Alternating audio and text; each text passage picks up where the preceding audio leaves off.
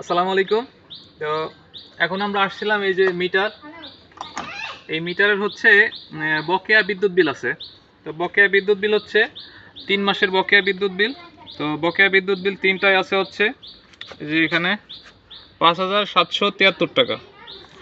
তো এখন উনি তো দেখতেই পাচ্ছেন ঘরের অবস্থা, যাক মাশাআল্লাহ ভালোই, খারাপ না, মোটামুটি আর্থিক অবস্থা ভালো। কিন্তু যে কোনো কারণে একটা আপনার বিদ্যুৎ বিল বকেয়া পড়ে গেছে। এখন যেহেতু প্রায় 6,000 টাকা বিল বাকি, এখন উনি এই 6,000 টাকা একসাথে দিতে পারছেন না, যার কারণে উনি এখন রিকোয়েস্ট করতেছে যে দুইটা বিল এখন নিয়ে যেতে।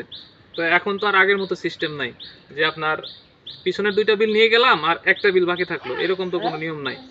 আর এখন নেওয়াও যায় না, কারণ পিছনের সকল বিল একসাথে করে আপনার 3 মাসের বিল চলে আসছে। তো এরকম যাদের বকেয়া বিদ্যুৎ বিল আছে, তো ওনারা সবাই চেষ্টা করবেন যেন একটা বাকি পড়তেই পারে, মানুষের সমস্যা হইতেই পারে,